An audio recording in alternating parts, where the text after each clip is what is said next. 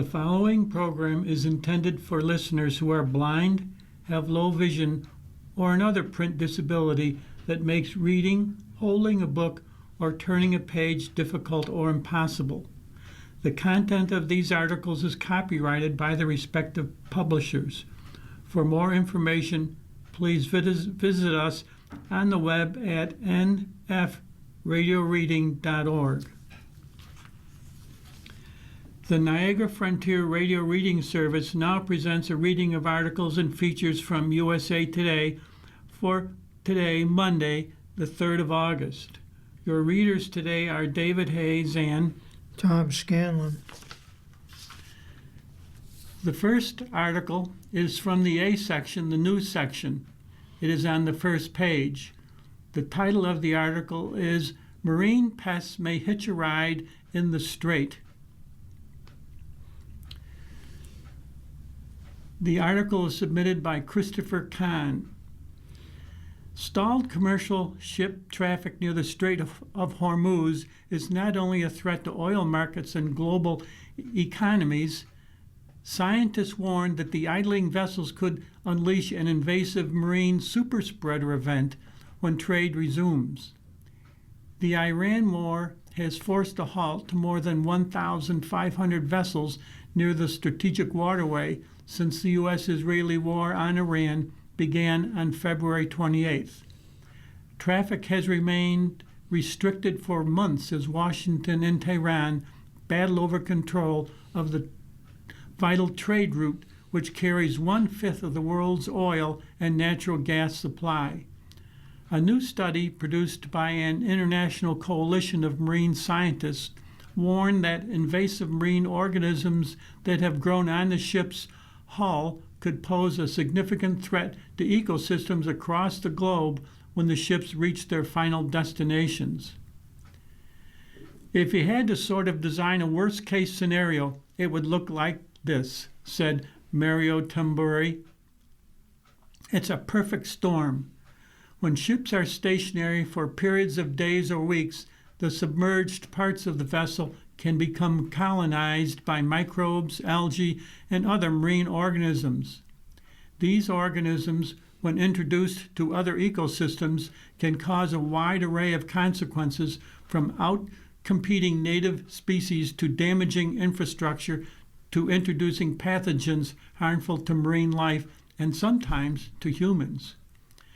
Researchers say the buildup of waterborne organisms can reach rapid growth phase after about 10 days.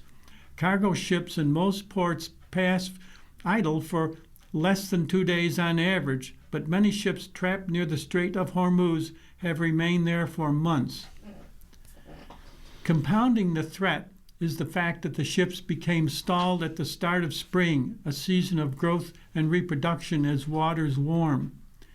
The sheer volume in the number of idle vessels and their global routes is especially concerning to the researchers. Taken together, the conditions have laid the groundwork for what scientists describe as an immense international biosecurity threat. The buildup of marine organisms on vessels, referred to as biofouling, can cause a wide array of problems, not only for marine ecosystems, but also for global shipping companies. The growth can lead ships to have more drag as they move through the water, burning extra fuel and increasing exhaust emissions. According to the International Marine Organization, biofouling wastes about 10% of all fuel used by the world's shipping fleets. That has led operators to spend billions of dollars a year to mitigate the problem, using specialized coatings on the bottom of ships and specialized cleaning operations. There are dozens of examples of invasive marine species hitchhiking on ships and threatening ecosystems around the globe. One example the researchers highlight is the invasion of the Australasian barnacle Astrominimus modatus to Western Europe during World War II. That invasion, which saw the new barnacle outcompete other native species, was linked to a New Zealand ships being held in English ports while awaiting convoy escorts. In the United States, the ropegrass hydroid grevia was introduced to the Chesapeake Bay by commercial ships about a century ago. Since then, the organism, which is native to the Indo-Pacific, has caused major problems for infrastructure, mainly by clogging power plants' cooling systems. We've been working with a nuclear power plant locally to control and manage that fouling. It's costing millions of dollars per year to keep those cooling systems clear, and there's lots of incidents like that. There's also the potential for harm to marine life and humans. There are disasters that infect things like shellfish that are suspected to have traveled along the hulls of ships. In the early 1990s, the pathogen Vibrio cholera, which causes cholera, was discovered on 5 ships docked in U.S. ports along the Gulf of Mexico. Those ships had come from Latin America, which at the time was grappling with an outbreak of cholera. After the discovery, the FDA recommended that the U.S. Coast Guard issue an advisory to shipping agents and captains requesting that ballast waters be exchanged on the high seas before ships entered U.S. ports. There are several aspects to the disruption in the Strait of Hormuz that make it unprecedented, at least in modern history. And finally, the sheer number of ships. Study authors cited at least 1,500 vessels idle near the trade route, and the length of time involved are just beginning. Tambury said, organisms that thrive in the Middle East waters, such as the Strait of Hormuz, the Gulf of Oman, and Persian Gulf, are adaptable and especially resilient as the waters experience extreme seasonal changes. The Gulf, for example, can reach 95 degrees in the summer and 60 degrees in the winter. Those organisms can withstand extremes. They're tolerant organisms, which makes them good candidates for invasions when they go to a new location. The areas most at risk are those nearby with similar conditions, such as high salinity and high temperatures. Southeast Asia and ports across India are at greater risk than most other locations, especially international hubs for commercial shipping like Singapore. The United States and North America, in general, are at lower risk because of their distance and lower levels of salinity. They are not at zero risk by any means, he said, adding that ports along the Gulf Coast are of particular concern because of their relatively high temperatures. Researchers recommend that operators and shipping companies conduct in-water cleanings to remove some of the buildup, citing the risk to ecosystems globally and the higher fuel cost. But that scenario is unlikely for most ships, given the urgency of evacuating stranded seafarers and restoring shipping movements. The researchers also cited limited capacity and constraints to operations aimed at cleaning hundreds of large commercial vessels. Ports aren't expected to have the resources to conduct large-scale cleaning operations and will likely prioritize clearing bottlenecks. Given these challenges, the researchers recommended that crews estimate the buildup of marine organisms before departing, so authorities can evaluate risks. They also recommend that nearby ports monitor for early detection using low-cost, rapid assessments. The researchers also call for governments, the maritime industry, and others to strengthen biofouling management. While the human and economic consequences of events like the war in the Middle East will always remain the highest priority, ecological impacts cannot be overlooked. And finally, looking ahead, Tambury said, the risks from biofouling are expected to only increase as climate change leads to warmer ocean temperatures. There could be areas where native organisms are on the edge of what they can tolerate because they're not adapted to warmer waters, he said. Now perhaps these invaders have a better chance of colonizing and outcompeting the native species. Our next article is titled Sweater Company Threads in Politics. Its Give a Damn line aims to make sass chic. The author is Jay Stahl. When Rachel Haruska McPherson founded her New York clothing company a decade ago, she didn't imagine celebrities like Oprah Winfrey and Martha Stewart would be donning her sweaters. McPherson also didn't expect her brand, Lingua Franca, which produces hand-stitched cashmere sweaters made by women, to become political. That happened too. McPherson has sewn her way into an empire with the help of the company's most famous collection, its Give a Damn line, a series of sassy pullovers bearing progressive slogans that throw shade at President Donald Trump's administration. The Clipper offerings styled in lowercase lettering include Melt Ice, I Like My Ice Crushed, and Impeach Him. In recent years, McPherson's company has grown beyond its political roots. Lingua Franca launched ready-to-wear in 2020, and the brand boasts a 10,000 square foot workshop in New York City's Garment District. The bulk of the company's sales come from customizable sweaters.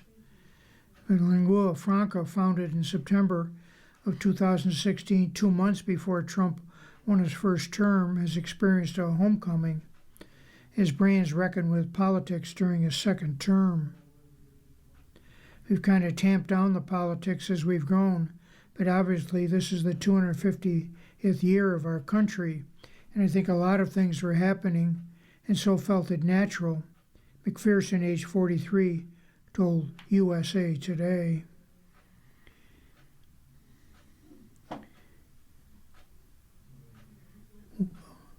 Stewart has been photographed in Give a Damn sweaters, which run from $150 to $380.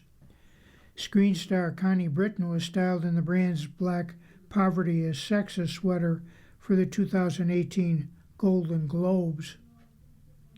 McPherson, a Nebraska native, was raised in Lincoln, spent childhood summers on her family farm with her cousin and grandparents. After attending Pius X High School, a prestigious Catholic institution in her hometown, and Creighton University in Omaha, she moved to New York in 2005 to pursue her dreams beyond the prairie.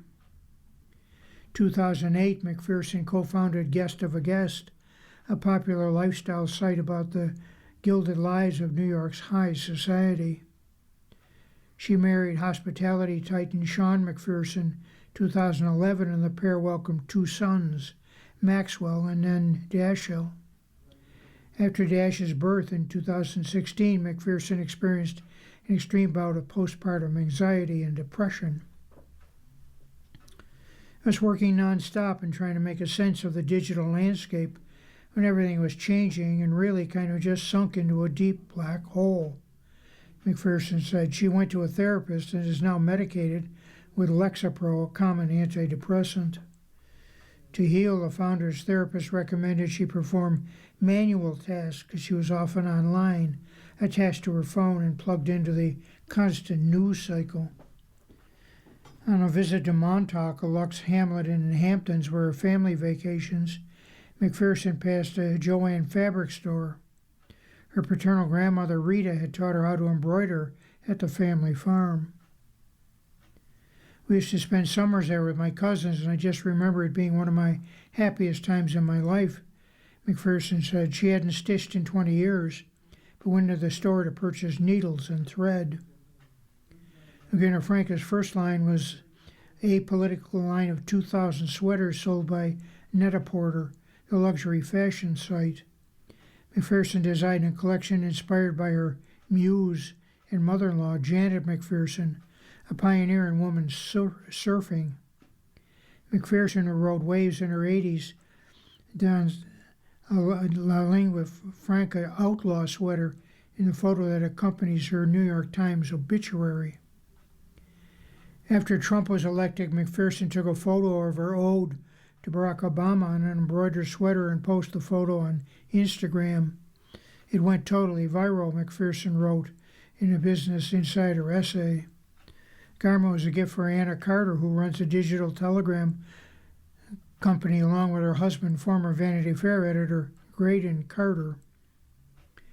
The brand's celebrity fans include Candice Bergen, Jamie Lee Curtis, Katie Couric, Andy Cohen, America Ferrera, Reese Witherspoon, Jane Fonda, Laura Dern, and Lupita Nyong'o. Lingua Franca also triggered high-profile backlash. McPherson drew criticism from the company's anti-ice sweaters. A retailer dropped her brand in the wake of that controversy. But the most outspoken critics of McPherson's line are disgruntled about the sweater's cost. In 2018, she told The Hollywood Reporter that the biggest criticism we get is the price point. In an interview with USA Today, she addressed the question again. McPherson called their own experience as a Midwestern adjusting to East Coast prices.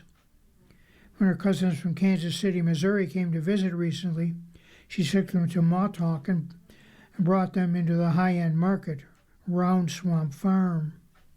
The Hamptons, hotspots believed by culinary icon Ina Garten and hated by Bethany Frankel after the former Real Housewives of New York star, said the store didn't give her credit for help in making it famous. The cost of goods is relative, McPherson said, but added that it's important to acknowledge and explain what people pay for. It's something that we biggest challenge because we want to feel inclusive, McPherson said. We want to bring people into our community and our conversation. We also want to both maintain our quality, the dignity of workers that work for us, who all have full benefits and salaried positions, and so it's hard to do that. Lingua Franca totaled nearly $2 million in charitable giving, and its factories in Portugal and Peru are pre-screened for best practices, McPherson said. The clothing company partnered with NPR and PBS after public media saw $1 billion in fund cuts last year among pressure from congressional Republicans in the Trump administration. The pricing is relative because of the product's ethically sourced, hand-stitched domestic production, said Laurie Poloni Stollinger, an expert on the politics of fashion. Poloni Stollinger was also dean of the University of Arizona College of Social and Behavioral Sciences, added, I don't think it's outrageously priced, but she said she wouldn't be likely to purchase a sweater at that rate. The Give a Damn collection is an elevated political t-shirt, according to Karen Kidrowski, an Iowa State professor who explores the intersection of fashion and politics. Kidrowski said sweaters have filled a niche community in a political statement with the pleasure point and seasonality of cashmere. It does send sort of a multi-layered message about politics, but then also about personal status as well, Kidrowski said.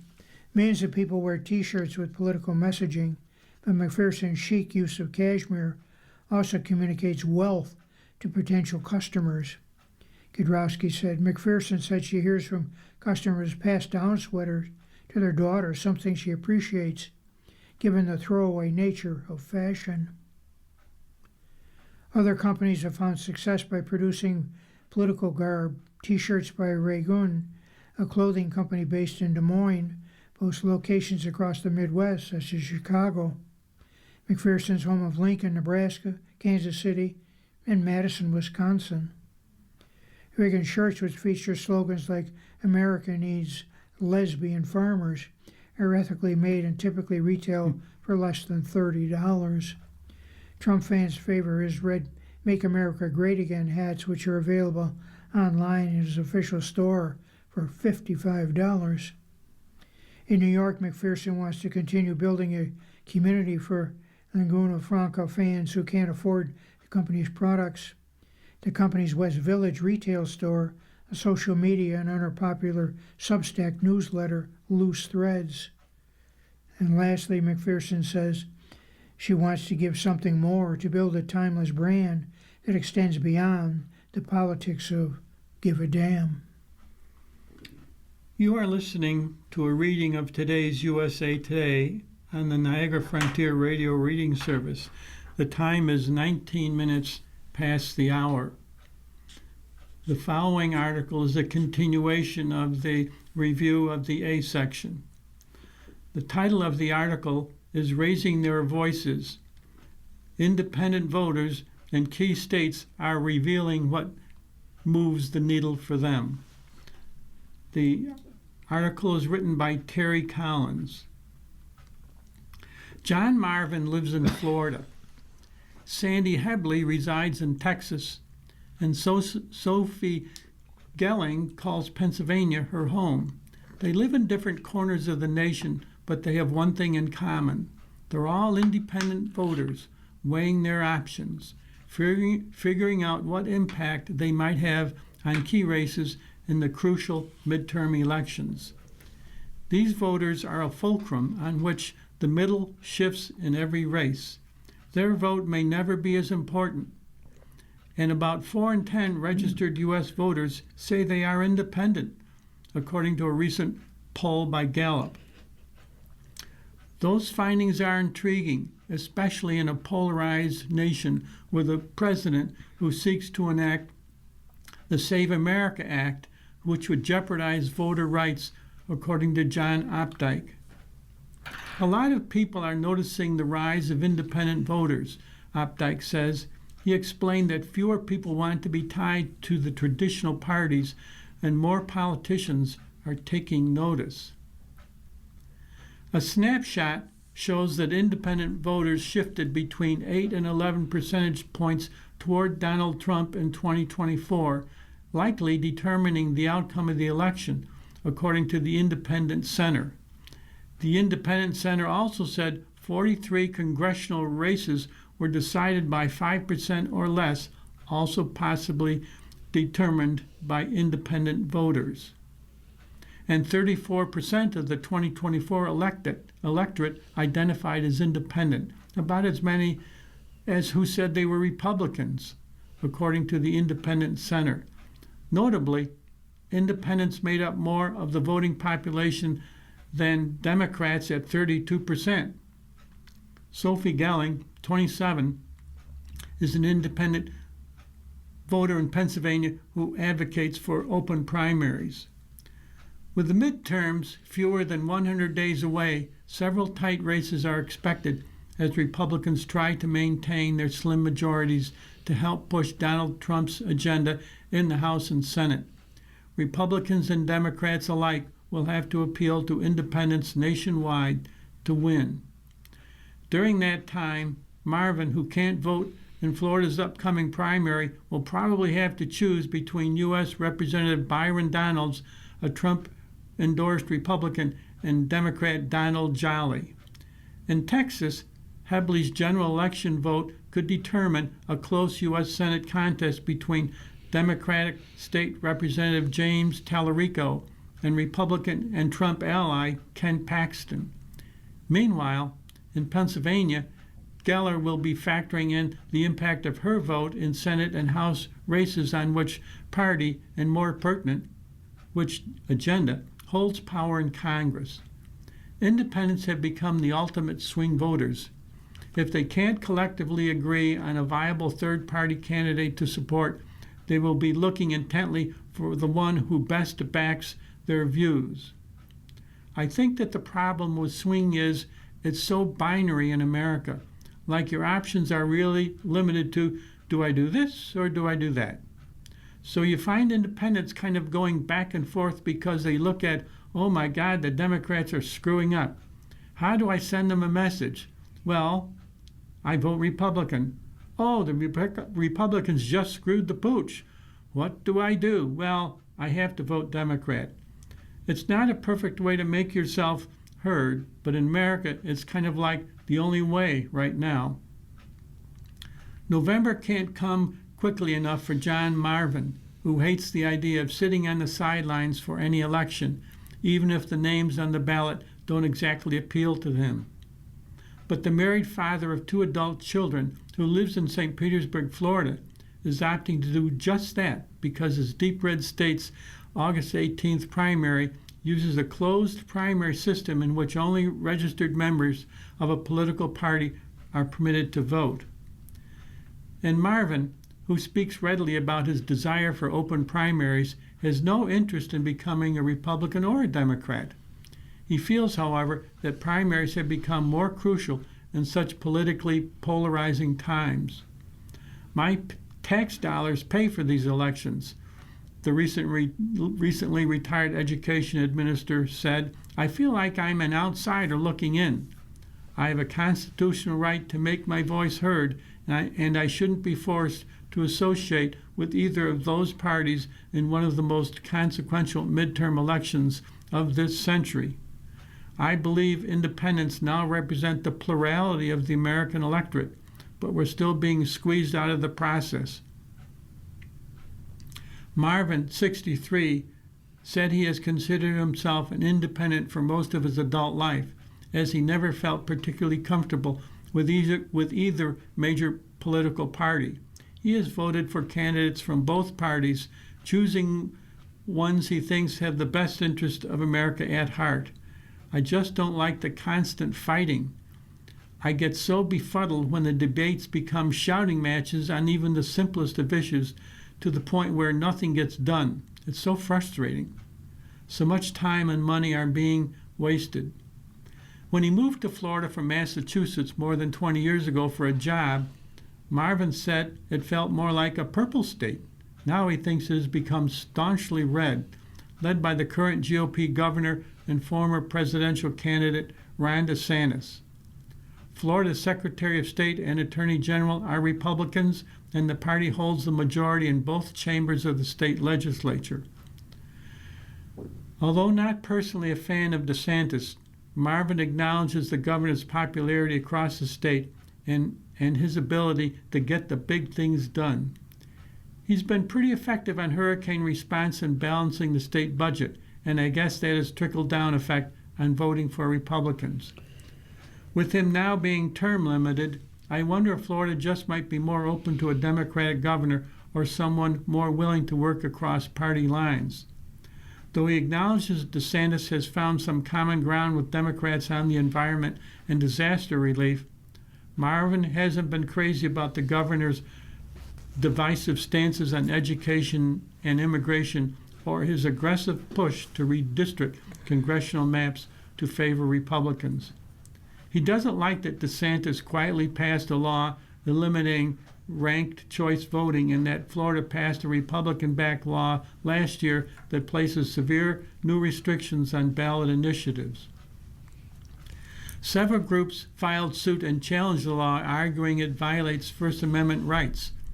After a 2-month trial, a federal judge in April sided with the state against those groups seeking to amend Florida's constitution. Despite his concerns, Marvin said he's not going to relocate. He is determined to make his vote and others' votes count. He's keeping a very close eye on the primary race for governor to see which Republican candidate, the Trump-endorsed Donalds or Lieutenant Governor J.E. Collins, emerges, and which Democratic candidate, including frontrunner Jolly, the former GOP lawmaker, will prevail against 5 other challengers. Marvin also has an eye on Florida's key Senate primary and will be watching to see if GOP incumbent Ashley Moody has an edge over 3 other candidates and who will fare best in the Democratic race between Alexander Vindman, the former National Security Council Director for European Affairs, and Florida State Representative Angie Moore. He plans to be heavily engaged for November's general election. "I'm going to look at all the players and races carefully with a fine-tooth comb. And now that I'm retired, I'm going to look at them even more intensely and serve as a conduit of sorts for others who may not know the issues." As a longtime independent voter, Sandy Hebley can't recall if she has ever voted a straight ballot for one political party. She said it's not in her DNA. "I've always prided myself in making my own decisions," said the 77-year-old retired hospice nurse from Dallas. "It's not unusual for me to vote for a Democrat, a Republican, and an independent all on the same ballot. I tend to think that I'm voting for the best candidate regardless of their affiliation." Hebley remembers voting in 1980 for presidential longshot John Anderson, a GOP congressman from Illinois, who fled his party to run as an independent against incumbent Democrat Jimmy Carter and Republican challenger Ronald Reagan. She thought Anderson, a World War II vet and a 10-term congressman who was among the first GOP lawmakers to call for President Richard Nixon's resignation when the Watergate scandal widened, became more moderate with his views. Hebley liked how Anderson, who finished a different third with 7% of the vote, took on both candidates and thought the two-party political system was broken. To this day, I have never felt like I wasted my vote. I went with my gut. I always do, Hebley said. Now the married mother of 2 adult children has to make another choice, as her vote could help tip the balance in a clash between upstart Democrat Tallarico, 37, and Republican Paxton, 63, over which party will control the U.S. Senate. Tipping her hand, Hebley said she is leaning towards Tallarico and his messages about lowering the cost of living, making health care more affordable, boosting school funding, and raising the minimum wage. She doesn't care for Paxton, the Texas Attorney General, who was indicted and impeached on securities fraud charges but not convicted. She is eager to see whether the highly polarized candidates will agree to debate, a face-off that would draw national attention. She's also upset with Governor Greg Abbott's controversial decision last year to redraw the state's congressional map after Trump urged Texas Republicans to flip 5 U.S. House seats ahead of the midterms. The new map was signed into law, and the U.S. Supreme Court upheld the newly redrawn districts in April. The GOP move in Texas sparked similar redistricting actions from both parties in other states. I think a lot is on the line. Again, Hebley sighs. The future of our country is at stake. Hebley is unwavering in her determination to ensure voting rights are protected. In 2020, at the height of the pandemic, she became a poll worker in Dallas County, figuring she could assist voters who were afraid to cast their ballot and provide some infection control as a nurse in the process. Now she's worried voters may be scared of something else, preventing them from voting. I'm worried the state will send National Guard troops or ICE agents to try to intimidate voters, but I'm not going to let that stop me from trying to help them. I want to make sure everyone has a chance to vote.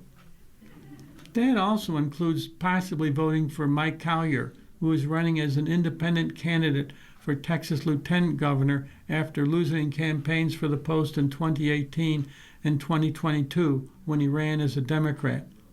The problem is, Collier needs to get more than 81,000 signatures to get his name on the ballot in November. Collier has filed a federal lawsuit challenging the state's ballot access laws, arguing they violate the constitutional rights of independent candidates and voters. A decision is pending. I think there are more obstacles to voting to run for office than I've ever seen before, Hebley said. There's always a fight. Hebley is also proud to say she's a member of the League of Women Voters and Braver Angels, the nonpartisan nonprofit that hosts cross-party discussions, debates, and workshops to promote political depolarization between conservative and liberal voters. Though she has helped people register to vote for decades, Hebley said she's struggling with the fact that she hasn't been able to persuade one special person, her 21-year-old eldest grandson, to exercise his right to vote. I'm heartbroken. It's so sad, she said, her voice trailing off a bit. He said, "Don't even talk to me about it. The candidates are all crooks." I told him they all aren't, and that it might be better to have a say on which crook is worse than the other. I tried to let that simmer in his brain. He's a good young man, and I think he will come around. It may not happen in November, but I've planted the seed, and hopefully it will germinate. Every vote counts. Sophie Jelling grew up in a family of independent voters in Westchester, Pennsylvania, about 25 miles west of Philadelphia. Yet she registered as a Democrat when she voted and served as a poll worker in her hometown during her first election in 2016. However, Jelling noticed that not everyone was allowed to vote. She felt awful turning away independent voters who were unaware of the state's closed primary system. The memory stayed with her. Fast forward almost 10 years, and Jelling, who lives in Philadelphia, is now a registered independent voter fighting for open primaries. She's inspired that 2 states, Nebraska and New Mexico, changed their primary systems to allow all registered voters to participate in the past year. Meanwhile, 17 other states have closed or partially closed primaries. I decided that it was important for me to be an outspoken advocate for voter independence, said Jelling. The owner of small events organizing business called I Want, Gelling noted she's among a record 56% of Gen Z adults Gallup says identify politically as independents or unaffiliated with either major party. The Independent Center, the Washington, D.C.-based voter advocacy nonprofit, landed a similar finding. 52% of Gen Z and millennials identify as politically independent. Only 7% of younger independent voters say they're locked into voting for a major party, compared with 67% of older voters, the center found. Jelling said that shows a genuine dissatisfaction with the more traditional hardline 2-party system she thinks is stuck in its ways. In July, Trump refused to sign a landmark affordable housing bill, complaining that Congress has not taken action to overhaul elections under the Save America Act. Being an independent to me means progress, even though there are lines we need to work with to change rules for those who feel locked out. It's a civil rights issue, a voting rights issue. But independent voters face many challenges beyond being seen, heard, and having their vote counts, said Anthony Fowler, a political science professor at the University of Chicago. Fowler, who specializes in political polarization, said one growing challenge is that the major parties have now become more nationalized, offering more consistently polarized platforms in local elections and races across districts and states. But moderates and independent voters are more influential on elections than they realize, Fowler said. Instead of blind party loyalty, they are highly swayed by the qualities of a particular candidate's ideologies and willing to switch their votes between parties. Jelling believes that every registered voter, no matter their political party, should be allowed to vote. That's one reason she organized a demonstration calling for open primaries near a polling site at the Community College of Philadelphia on May 19th, Pennsylvania's primary day. She believes independent voters will have a vital role in determining outcomes in November, ranging from the governor's races to Senate and House contests that could change the power structure in Congress. I feel very lucky to have a very robust, independent-minded community in a purple state, Jelling said. Independence paving the way for more people to vote is what brought me in and what will keep me here. The system can't shut us out. Finally, I'm worried the state will send National Guard troops or ICE agents to try to intimidate voters, but I'm not going to let that stop me. You're listening to a reading of today's USA Today in the Niagara Frontier Radio Reading Service, and the time is 38 minutes after the hour. This means we move to the money section, and our first article is titled COVID-19 Tax Refund at Risk After Court Ruling. The author is Medora Lee. The potential for a big COVID-era tax refund may just have gotten a haircut in the last court ruling that touches on the subject, according to lawyers. A federal tax court judge ruled last week in Brown v. Commissioner that only deadline-related, not accuracy-related penalties during the COVID-19 pandemic year qualify for the protections of Internal Revenue Code Section 7508A, the law used to allow the government to delay tax deadlines, stop penalty fees, and pause interest during emergencies like the 3.5-year pandemic. If the ruling holds, COVID-related refund and abatement claims millions of Americans may have filed for July 10th could be subject to this more limited interpretation by the IRS and see either smaller or no refunds. However, lawyers warn this setback may only be temporary and America should hang on. Appellate courts will have the final say, wrote Matthew Lee, partner at Fox Rothschild. Final answers may take several years. Section 7508A is meant to provide relief to taxpayers in times of crisis by giving the IRS the authority to temporarily halt tax deadlines.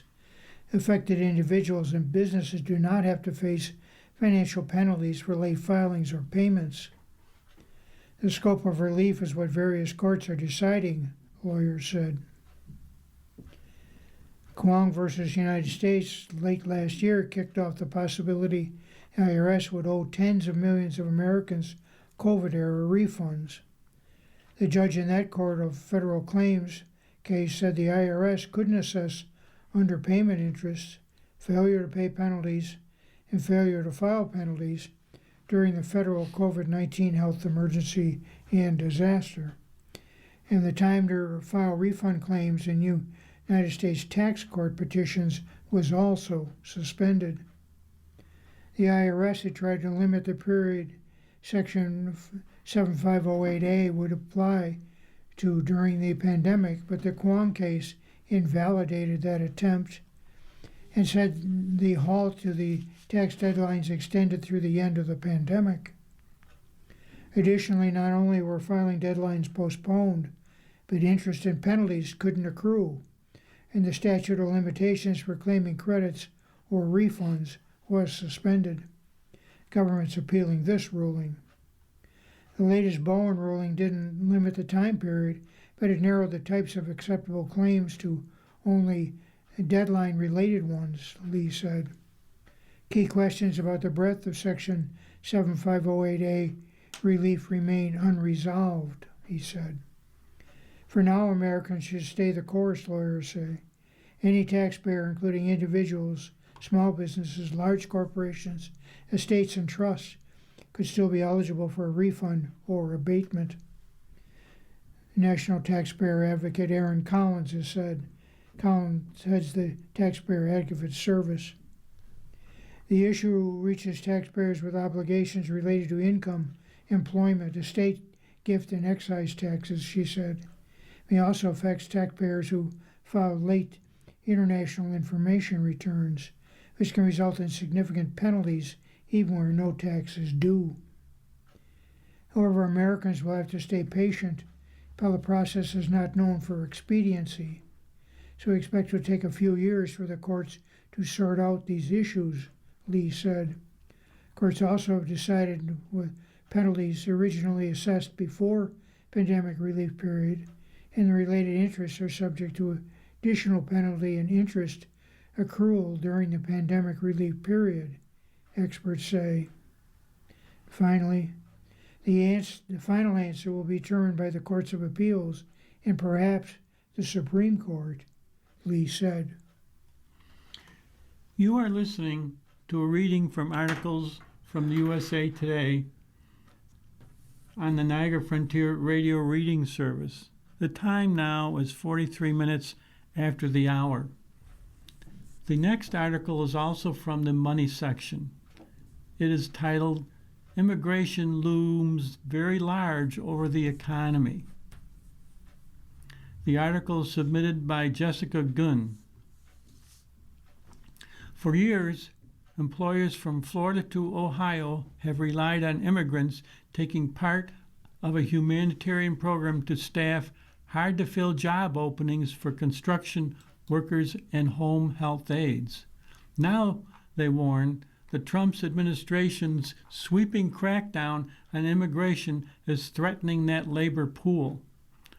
More than 300,000 Haitian immigrants are set to lose their temporary protected status that allows them to live and work in the United States. The Supreme Court last month cleared the way for Haitians who sought sanctuary in the United States after natural disasters and political unrest in the Caribbean island nation to lose that protection.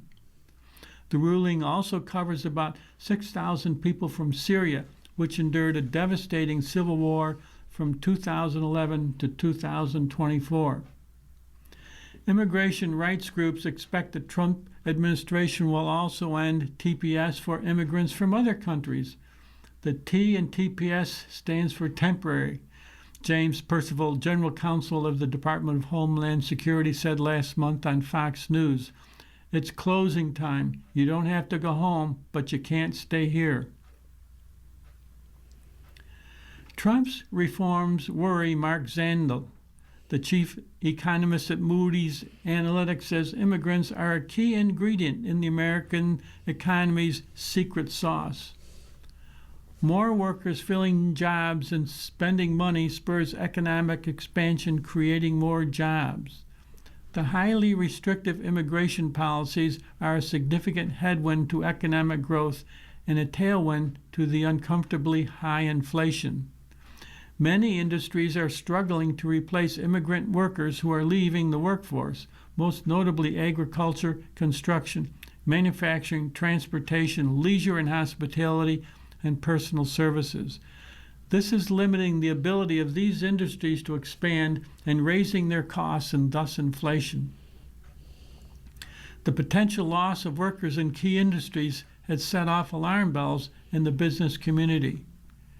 Trade groups have mobilized, warning of looming economic disruptions in industries already facing chronic labor shortages. Some 830,000 TPS recipients are part of the U.S. labor force, principally in construction, retail and wholesale, leisure and hospitality, transportation and business services, according to a recent estimate from pro-immigration think tank FWS. The sudden loss of Haitian-born workers would be especially acute in healthcare and caregiving occupations and could affect the delivery of care and other essential services in nursing homes and other facilities, the Chamber of Commerce warned.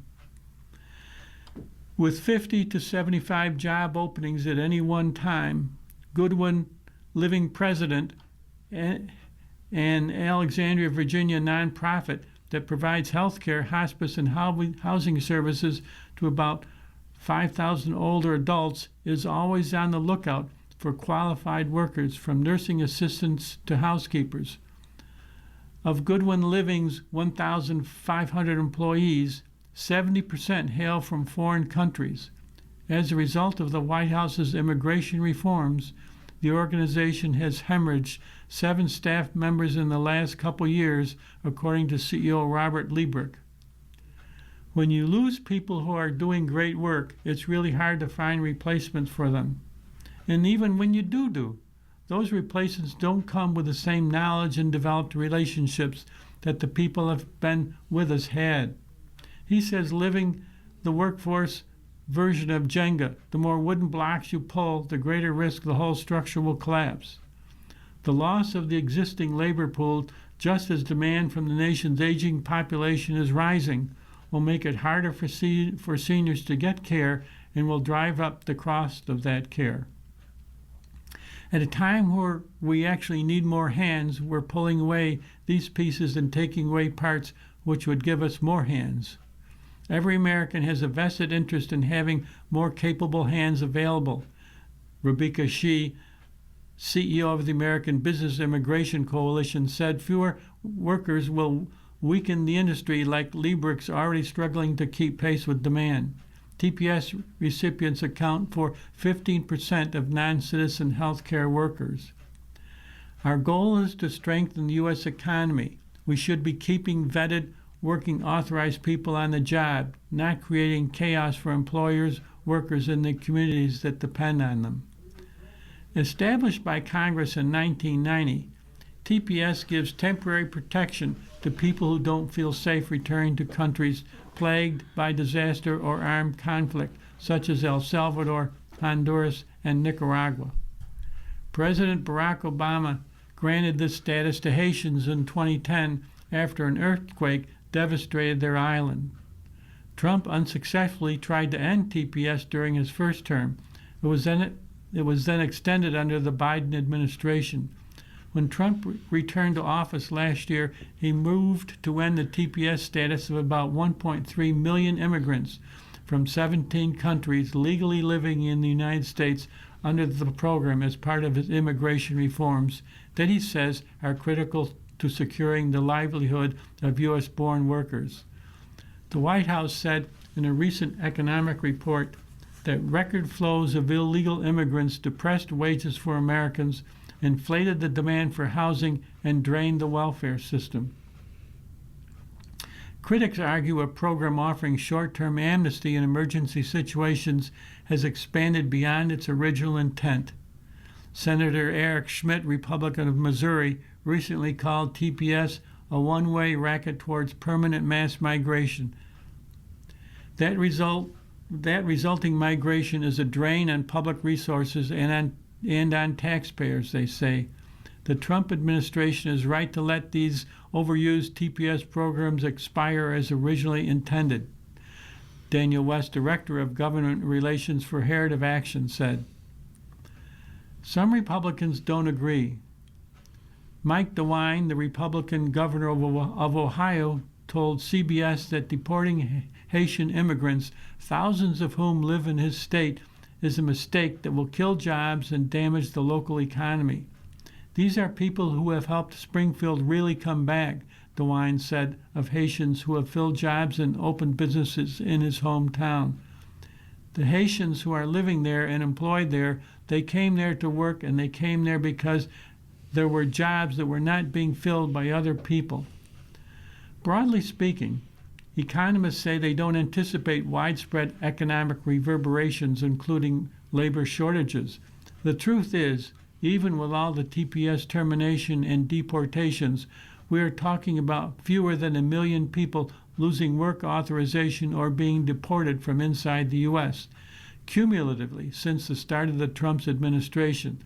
This is out of a labor force of nearly 170 million people, said Daniel DiMartino, a fellow at the Manhattan Institute who researches immigration. So any labor market impact of immigration is very limited and only concentrated in more affected industries that employ illegal immigrants in specific areas, such as the metro Miami area. How limited and how concentrated is a matter of some debate.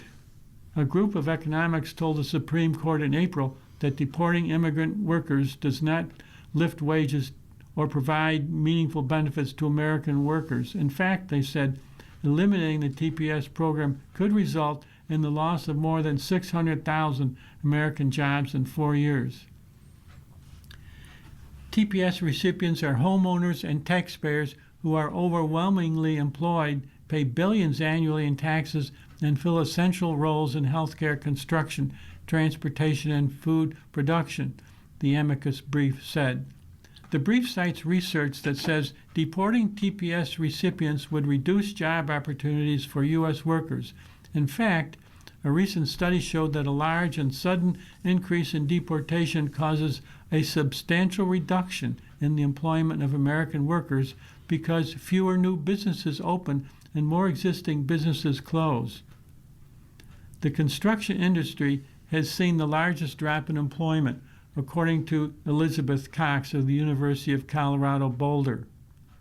Service sector jobs in auto repair shops, commercial machinery repair shops, nail salons, and dry cleaning businesses have also recorded substantial declines. We see that there has been a decline in employment for both immigrants, authorized and unauthorized, and U.S.-born workers in response to the heightened ICE activity from 2025. Importantly, there's also no evidence that wages have increased in response to immigration enforcement for either of these groups.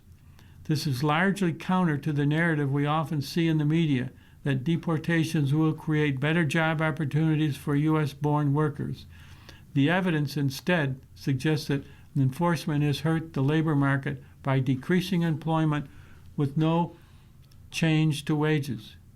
Communities with large TPS populations will feel the effects most sharply, from higher prices and longer waits for home repairs and remodels to scarcer care options for young children or aging parents, said Stan Voiger, an economist with the American Enterprise Institute. And finally, a recent study from economists at the University of Utah's Eccles School of Business found that increased deportation caused nearly 2,000 fewer homes to be built per state per year, resulting in an 18% increase in new home prices.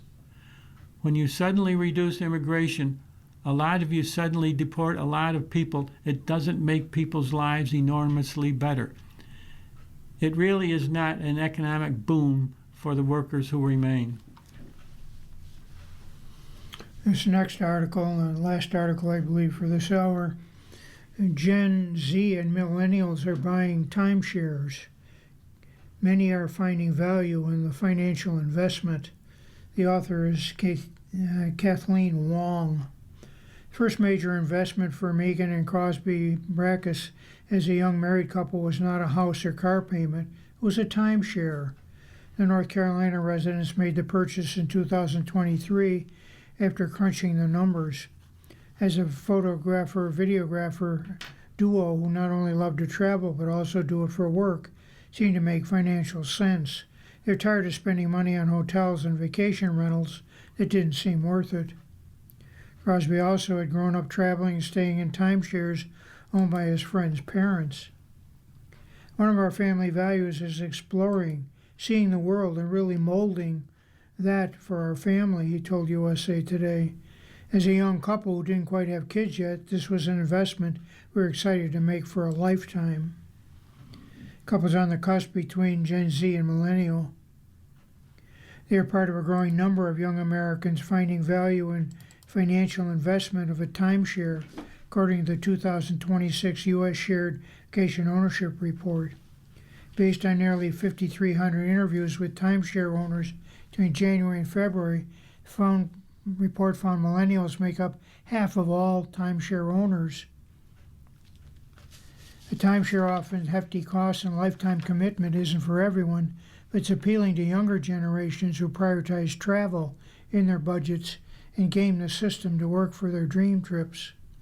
Everybody knows how they want to spend their money.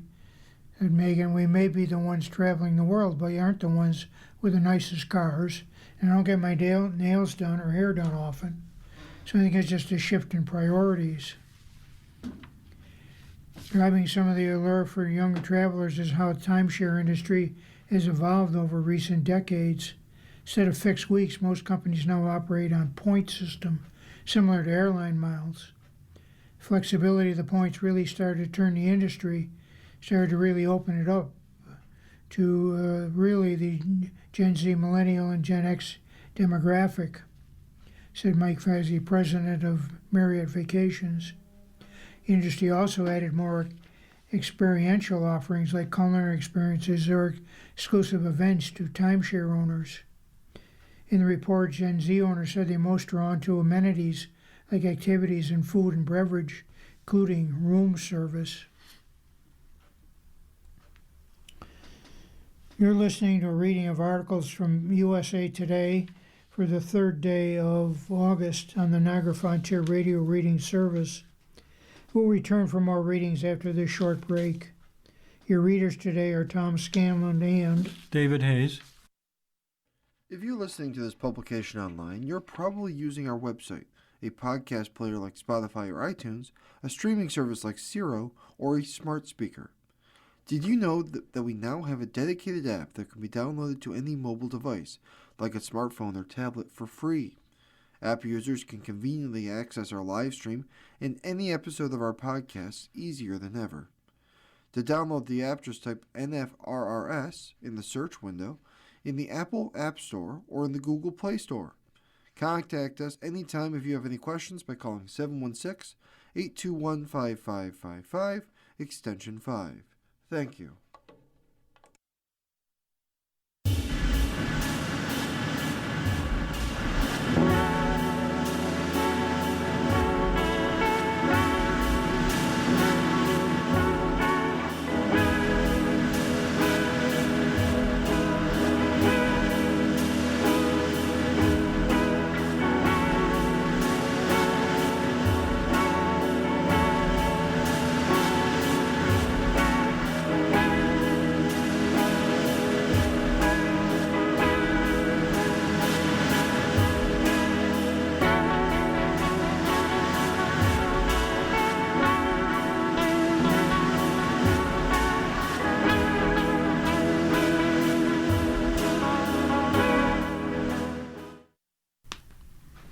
We'll continue now with our reading of articles from today's issue of USA Today.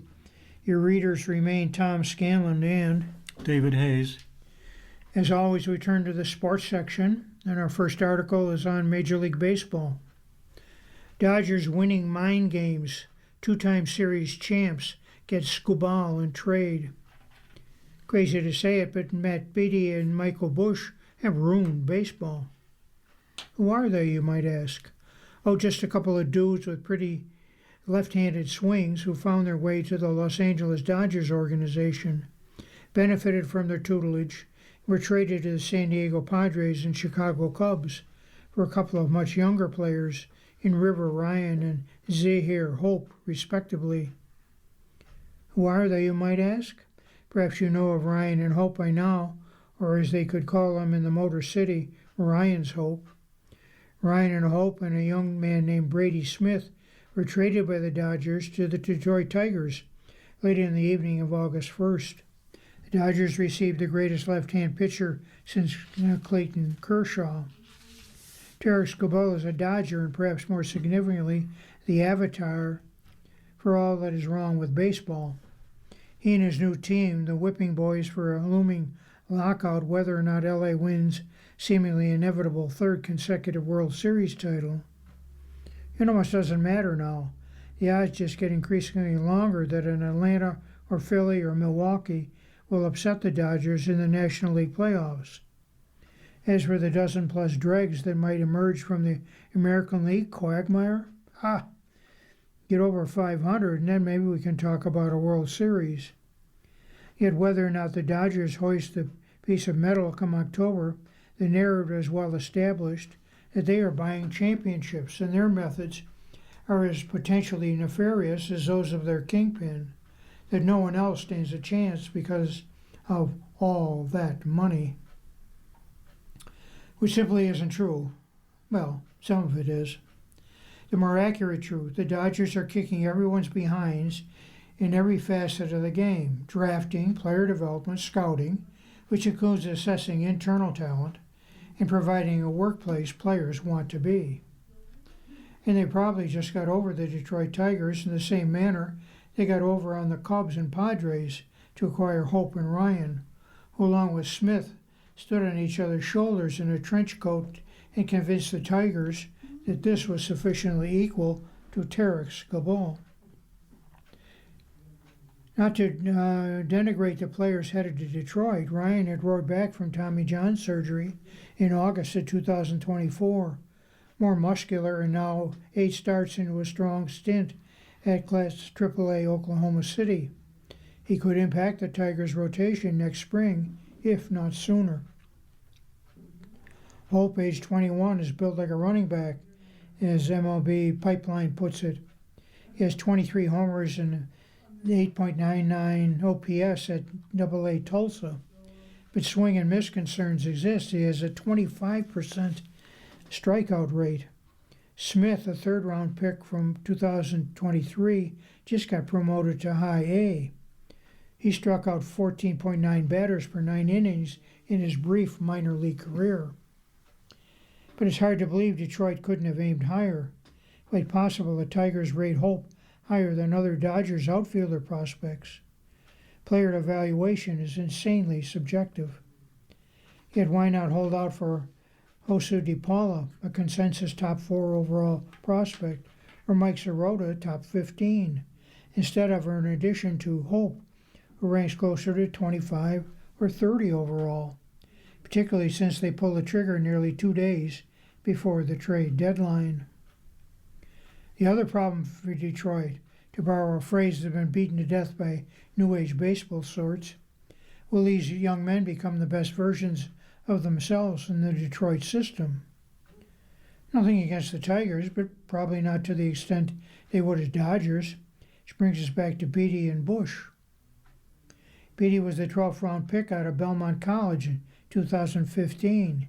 He is a solid contributor on 2019-21 Dodgers teams, posting a .363 OBP in 120 games 2021. Then the Dodgers traded him to San Diego for Ryan and Beatty promptly batted .093. Bush's path was a little more normal, 31st pick overall in 2019. Brief major league debut, 2023. He was expendable because the Dodgers signed Freddie Freeman for relative pennies on the dollar once Atlanta deemed him replaceable. So Bush was traded for Hope and pitcher Jackson Ferris, 2024, and Bush has been pretty good as a Cub, smacking 34 homers last year, although he's only slightly better than a league average hitter this year. Point is, the Dodgers got him back the first round, developed him into a consensus top 50 prospect, and used him to plant a trade tree that eventually branched out to Skubal. Not to bum the Tigers out, but in Andrew Friedman era, the Dodgers tended not to get burned with their headline deals. Exactly 24 hours before the Dodgers acquired Skubal, Baltimore Orioles quietly traded Dean Kramer and his 6.5 ERA to the Minnesota Twins. That closed the book on a 2018 deal, which the Dodgers got Manny Machado and a trip to the World Series, and the Orioles got Ryland Bannon, Yusniel Diaz, Brevik Valera, Zach Pop, and Kremer, the lone playable asset. Perhaps you remember Willie Calhoun, dealt in 2017 to acquire Yu Darvish, who helped them to the World Series. You'd think dealing for Max Scherzer and Trea Turner in their prime might help you trade partner reboots this Tigers organization. Yet the Washington Nationals received adequate catcher Keibert Ruiz, ranked higher than as a prospect than any catcher named Will Smith, and often injured pitcher Josiah Gray. Sure, the Dodgers aren't perfect and not necessarily out to destroy the trading partner. Manuel Vargas has developed into an all-star third baseman after he was acquired in a deal for Tommy Edman 2024. Yordan Alvarez for Josh Fields and O'Neill Cruz for Tony Watson were massive misses, though both were teenagers at the time. None of this augurs well for the Tigers. Don't let the talk of controllable assets and the need to reboot the system fool you. Tigers simply forfeited a chance at a playoff berth and possible World Series. Sure, it's possible they get there anyway. AL is that bad, and the Central eminently winnable. And finally, now Skubal's a Dodger, not because they lavish money on him, but because the Tigers choose to send him there, and they believe they had the most offer in return. Funny how it always seems to work out that way. The next article is also from the sports section. It is titled, "The Protect College Sports Act is Gaining Some Momentum." The article is written by John Bryce. White House phone calls, talks with NCAA leadership in every major member conference.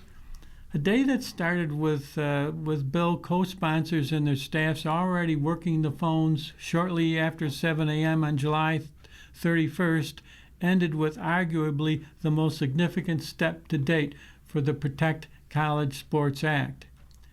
Facing stiff headwinds to keep alive hope of a U.S. Senate floor vote before recess on August 7th, Senators Maria Cantwell, Democrat from Washington, Ted Cruz, Republican from Texas, and Eric Schmidt, Republican from Missouri, specifically held a litany of conversations with college athletics' top power brokers, mostly notably Big Ten Commissioner Tony Petitti, as well as the SEC's Greg Sankey.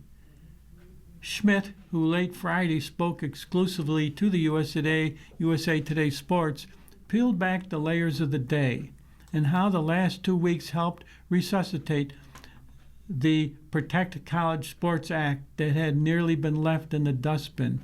I mean, we've spent the entirety of the week, July 20th through the 24th, negotiating with Senator Cantwell, Cruz, and myself and staff. It was pretty intense, said Schmidt, who played football at Truman State. 7 to 8 hours a day on it, kind of in the middle of all the other stuff we're doing in the Senate. I talked to the president late Friday night, after we got with the SEC and Big Ten. He's very happy. It's a priority for him. But yeah, it started pretty early and it was nonstop.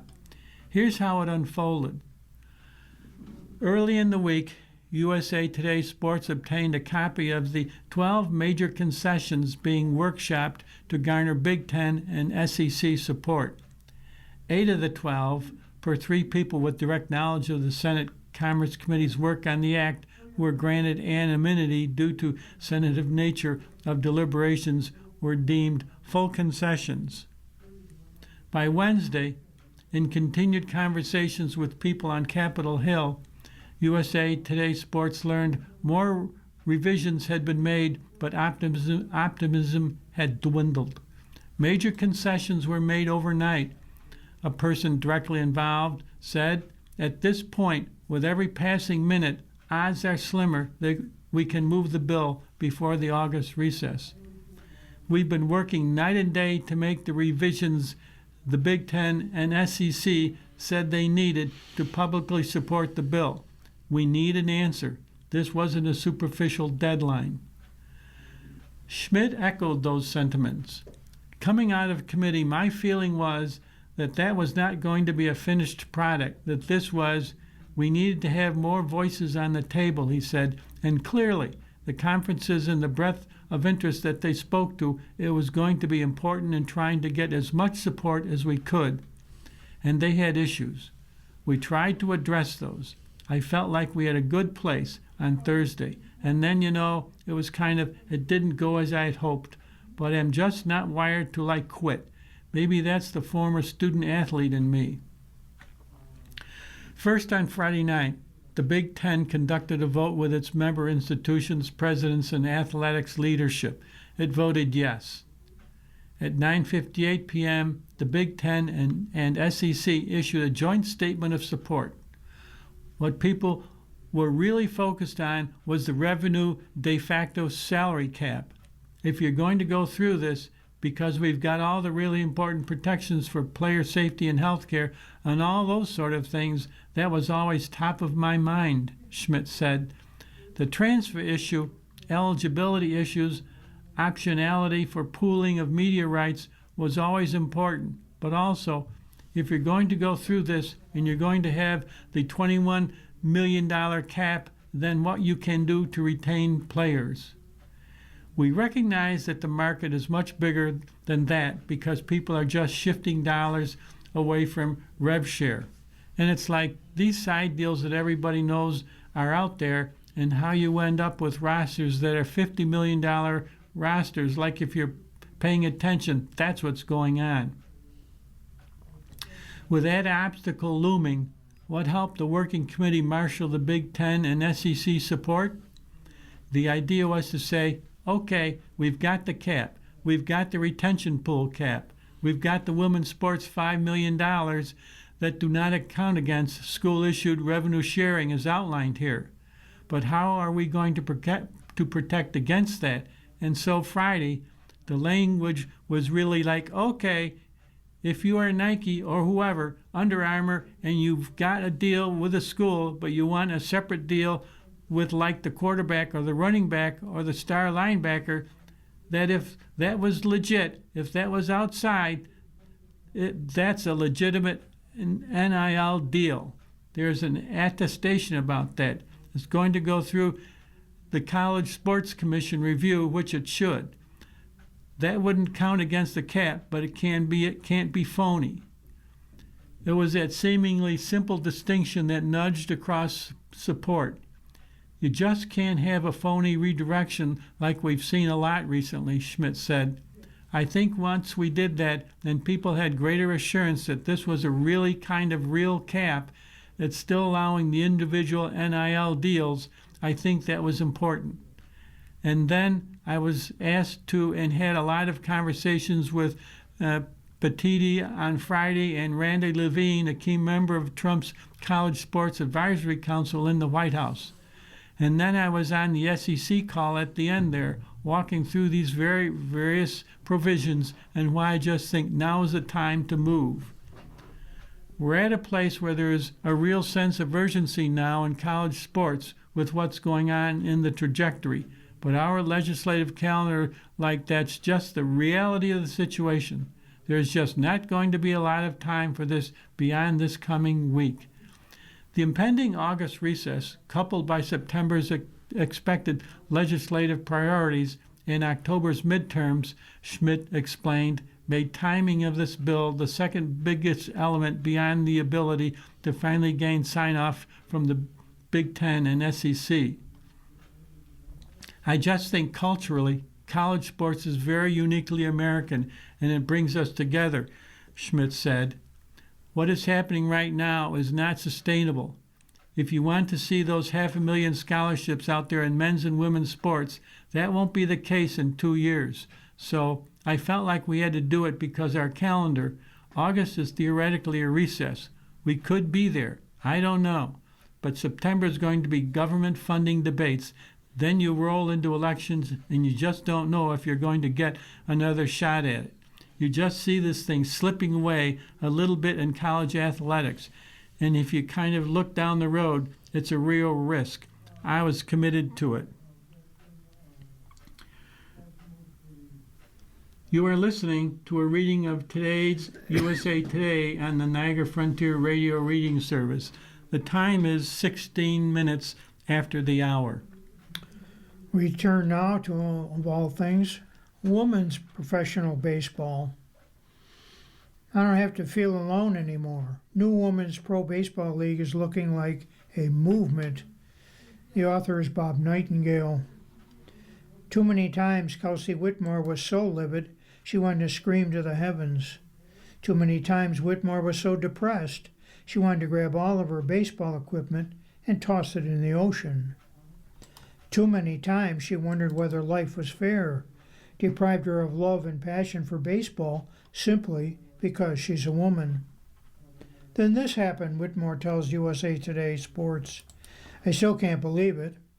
This is the Women's Pro Baseball League, the first of its kind in more than 70 years, going back to the All-American Girls Professional Baseball League immortalized in the movie A League of Their Own. The mantra isn't a league, it's a movement. This 4-team league, which will play all of its 7-inning games at Robin Roberts Stadium in Springfield, Illinois, began its inaugural 30-game season August 1st. When I first found out about it, said Whitmore, age 28, I was in shock. I never thought a women's pro league would ever exist, not in the midst of my career. I'm super excited, super grateful that people like Keith would take a chance and see the value in it and invest in us. It's going to open so many doors and opportunities for young girls. I don't think people realize how huge this is. Has to be a girl go through the same drain as I did. Whitmore plays for the U.S. national team in the Women's Baseball World Cup. Grew up in Telemucca, California, where she was always the lone girl playing baseball on boys' teams, Little League, Pony League, travel leagues, high school. When she got to college, there was no place for her. She wound up receiving a scholarship to play on the Cal State Fullerton softball team. I didn't want to play softball, she said. I was upset by it. I wanted to play baseball. Softball is a completely different sport. It's like telling a tennis player to go play ping pong. It's like people had the belief we didn't belong in baseball, but now we arrived. I don't have to feel alone anymore. Keith Stein, the WPB co-founder, along with Justin Siegel, were emotional and wiped away tears watching the women's first official workout Wednesday.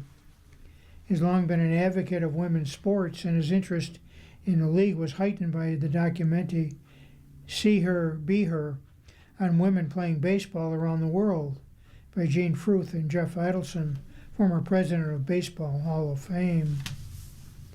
I don't think I had any clue about the magnitude of what we were doing here, said Stein, a Toronto businessman. I knew people wanted to see women who wanted to play this game. What I didn't understand was how this league would resonate in a broader, symbolize certain things, not even about baseball. A lot of people have been disappointed or angry for a long time, seeing young ladies not have the opportunities to play in a women's league in high school or college or pro. We wanted to change that. That opportunity is finally here, and for the first time since 1954, the first all-woman professional baseball league opened play between the Los Angeles Queens and the New York Heights on August 1st. The Queens scored 4 runs in the 7th inning to win 10-8. The Heights led 5-2 after the first inning, 8-4 after 4. Their final run coming on a home run by Danae Benites, who went 4 for 4. The San Francisco Fireballs and Boston Hunters were set to play Sunday. The 6-week season will be televised on ESPN with 11 games simulcast on the Scripps Sports Network. The teams are filled with star players, from Moeen Davis, who pitched a shutout in the Little League World Series, to Ayami Sato, considered the best female pitcher in the world, who won 6 gold medals with the Japan Women's National Baseball Team, and of course Whitmore, pitcher/outfielder, who won a silver medal at the Women's Baseball World Cup when she was 16, and a gold at the 2015 Pan American Games.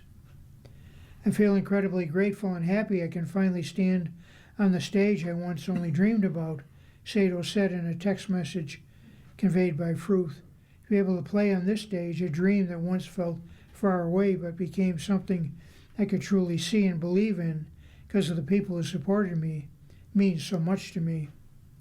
I believe there are many players in the league who have carried the same dreams in their hearts, and I feel so fortunate and happy to be able to play alongside them. Teams are also being managed by former MLB stars. Matt Williams, a 5-time All-Star, 4-time Gold Glove winner, and 2014 Manager of the Year for the Washington Nationals, is managing San Francisco.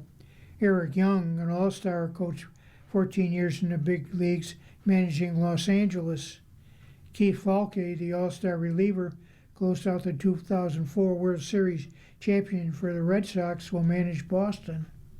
And Rachel Rocky Henley, who founded San Francisco Bay Sox girls baseball program and played for the barnstorming Colorado Silver Bullets, will manage New York.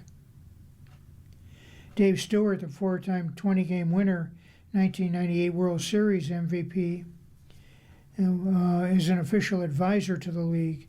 Everyone realized the magnitude of this movement when the league had a tryout camp last August at Nationals Park in Washington, D.C. There were 600 women from 10 countries who arrived, all paying their own expenses just for the opportunity to play professional baseball. Now here they are, first game at the 5,000-seat stadium, already sold out. Their original inventory of 20,000 caps were sold out in August of 2025. Can't keep enough merchandise on the shelves. We see the success we've already having without a ball being thrown, Stein said. There's money already coming in, but the money is completely secondary. I'm grateful to have the privilege to develop this league. There's nothing in business as meaningful as this. We want to leave a lasting impression and help change people's lives.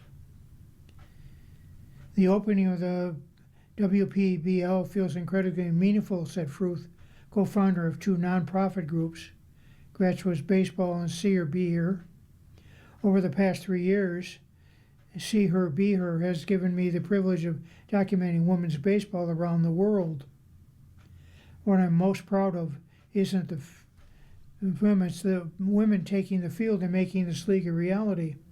What they're doing is bigger than baseball. Their impact reaches far beyond the game. Sure, no one's going to be rich playing in the league. The top salary is $500 a game. That includes lodging and meals. The minimum is $300 per game.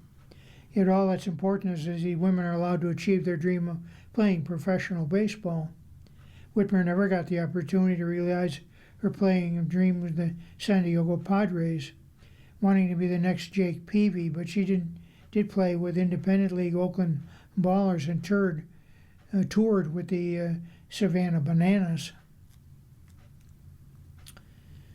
It just never made sense to Whitmore that there were professional women's sports in basketball, hockey, and soccer, but not baseball. Women in baseball have been here all along, Whitmore said, but we weren't always being mid-directed. It's like, what do you do to have to play like men? And lastly, well, now a girl doesn't have to say there's no path for me to play baseball. We don't have to feel alone. We can look to my left, my right, not be the only girl. We have arrived. We are here. And we're staying here. The following article will be the last from the sports section. The article is titled, "The NCAA is Fighting a New Fifth-Year Ruling." The article is written by John Bryce. The NCAA is taking aim and fighting back against a U.S. District Court judge's ruling that has temporarily granted a fifth year of eligibility to college student athletes from the high school class of 2022.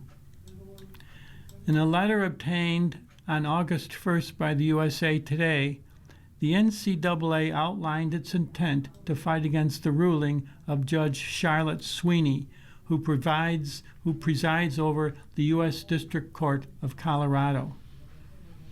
The District Court of Colorado's decision is egregiously wrong, NCAA Chief Legal Officer Scott Beerby wrote in a memo Saturday to the NCAA membership.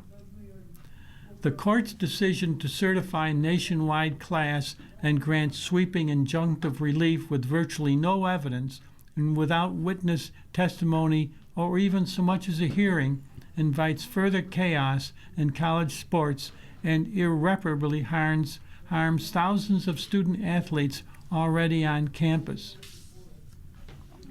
4 different college football general managers speaking Saturday on condition of anonymity due to the uncertain nature of this ruling and the potential impact to rosters, told USA Today that they have held informal meetings and begun the process of assessing potential roster additions from the group of senior football players whose careers ended with the 2025 season and had graduated in 2022. Additionally, multiple conferences, including the Big Ten and Pac-12 among others, dispatched information or answered questions that surrounded Sweeney's ruling.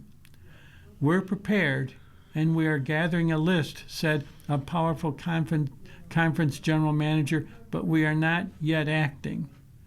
Per the NCAA memo, its legal team also emphasized, per its viewpoint, that one U.S. court cannot override another court's prior decision in this method.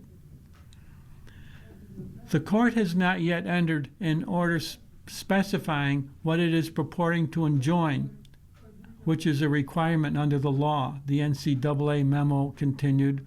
"We will seek that clarification immediately. But to be clear, one federal court cannot enjoin a sentiment approved and entered by another court. The House injunction remains in effect according to its plain terms." The Colorado court plainly lacks the authority to undermine the House injunction, which all of the plaintiffs in Colorado case are bound by, including the roster limits and revenue share cap. The NCAA then concluded its letter to the membership. "We intend to appeal the Colorado order and will seek to restore the status quo as soon as possible to protect participation opportunities for the countless student athletes who chose where to attend school based on the understanding that the rules adopted by the NCAA's member institutions would be applied as written.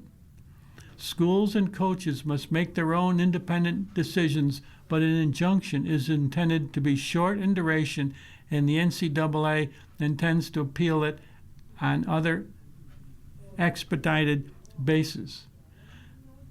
The membership made a considerable decision about the timing of the age-based eligibility rule in order to protect competitive opportunities for thousands of student athletes already on campus. And finally, every federal circuit court to address similarly flawed legal claims and similarly deficient evidentiary record has reversed. You are listening to a reading of today's USA Today and the Niagara Frontier Radio Reading Service. The time is 29 minutes after the hour. This means we turn to the Life section of USA Today, and our first article is a review of fashion. Goddess Zendaya reinvents red carpet. The author is Morgan Evans. No one does a press tour quite like Zendaya. In one of her busiest years, with back-to-back releases, the star has shown the world how she makes the red carpet her runway.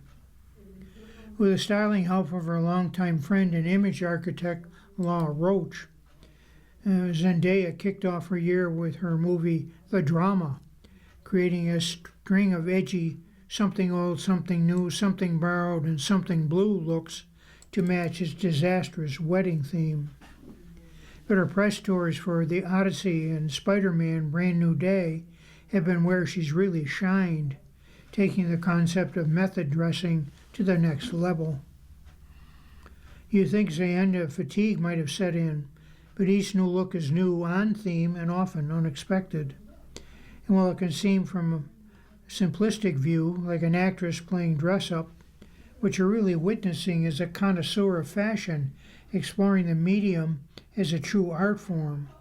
It's intentional storytelling and a combination of craft and culture, and derived from Zendaya and Roach's unparalleled creative connection. Part of doing the press stuff is trying to make the clothes intentional, and is not just trying to pay homage, but gives little trails of ideas and thoughts, Zendaya said in an interview with D'Estrino. And maybe it's true, maybe it's confusing. That's the fun of it. We're revisiting all the looks that captivated us with a breakdown of why Zendaya's 2026 summer press tour will stand the test of time. If there's anyone who's mastered the art of runway pull, it's Zendaya and Roach. To kick off the Odyssey press tour July 5th in London, the actress donned a custom Jacquemus ivory column dress with an attached headscarf inspired by the silhouettes from the designer's spring/summer 2027 collection. Channeling the spirit of ancient Greece, the star accessorized the look with something old. A pair of first millennium gold accent discs owned by Baron London, mounted into earrings with 18-karat gold diamonds by designer Glenn Spiro. The next day for the Odyssey premiere in London, Zendaya wore a structured Schiaparelli gown plucked straight from Daniel Roseberry's Fall-Winter 2026 collection. The actress lit up the red carpet in the dress, which featured a sculpted glazed porcelain effect white breastplate with a signature Schiaparelli lace up back and an LED illuminated skirt made of cascading beaded fringe in a white and silver ombre. She topped off her Greek sculpture-inspired look with an 88-karat Chopard collared necklace in an ethereal halo braid hairstyle. The new look redefined new. Not only was Zendaya the first to wear one of the illuminated Schiaparelli sheaths on the red carpet, she did so just hours after the look went down the runway at Paris Couture Week. In an interview backstage at the Schiaparelli show, Roach explained he was on a mission to pick up the dress, bring it to London in time for Zendaya to wear it to the premiere that same evening. Zendaya's press tours balance those fresh looks with a deep dive into the archives to revive vintage pieces using Roach's deep knowledge of historical fashion. One example is her Audrey Hepburn-esque dress for the Paris photo call for The Odyssey, designed by Alexander McQueen for Givenchy's Haute Couture Spring-Summer 1997 collection. Featured a high neck with exaggerated pagoda sleeves and padded shoulders. Zendaya and Roach were also able to source the ornate gold face mask designed by Philip Treacy that originally was worn with the dress on the runway. Later for Odyssey Press in New York, Zendaya supported a white plunge-neck Alberta Ferreri mini dress from the Spring-Summer 2008 collection, featuring airy pleats and embellished with silver fringe. She accessorized the look with knee-high Webster cage sandals for a full gladiator-inspired look.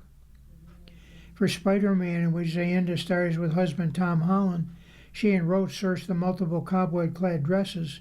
The actress channeled her inner Kiss of the Spider-Woman in everything from a form-fitting chiffon web gown for Versailles Spring-Summer 2016 collection to a black cap-sleeve 1940s cocktail dress embellished with a glittering silver spider web, a true vintage treasure.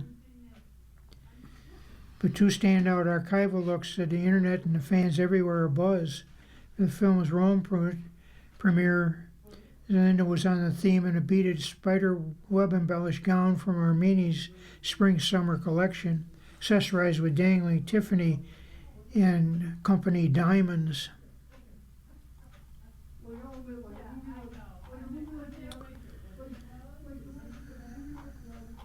This goes on and on. I think we'll cut it short.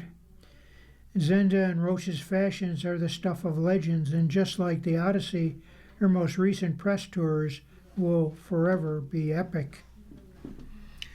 The next article is also about a movie.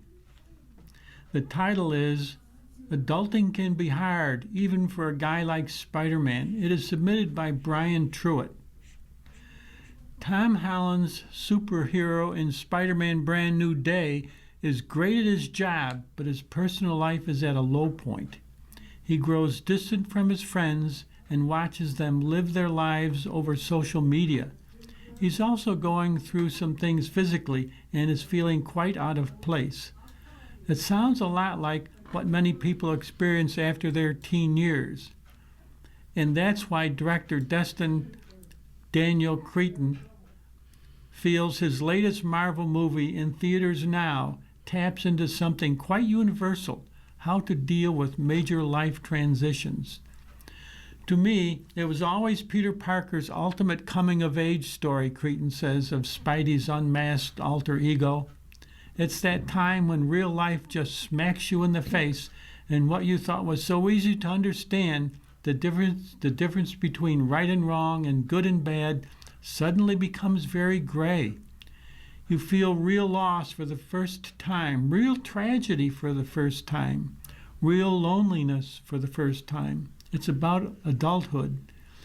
The answer to how you survive these major transitions is the other theme of the movie, learning to lean on the people around you who help keep your feet on the ground. The previous three Spider-Man movies followed Peter's high school years growing up in Queens with girlfriend MJ and best pal Ned Leeds, while also fighting supervillains solo and beside the Avengers. The ending of 2021's Spider-Man No Way Home, however, left our hero in quite a pickle. A magic spell to solve a multiverse crisis made the world forget Peter, including MJ and Ned. Cretton points to a few times in his own life after leaving college, going through a breakup, not having a job, feeling like I'm just floating in the wind, where the brain can really trick you into thinking that you're the only person on the planet who's going through these types of emotions, he says. The fact that literally nobody knows who he was, to me, a relatable place to start this character. An early scene in Brand New Day shows Peter's personal plight. He gets a key to the city as Spider-Man for all his everyday daring do, and he's seen twirling the key alone while doing laundry. When MJ and Ned move back to New York City as roommates after graduating from MIT, Peter quietly crashes their housewarming party.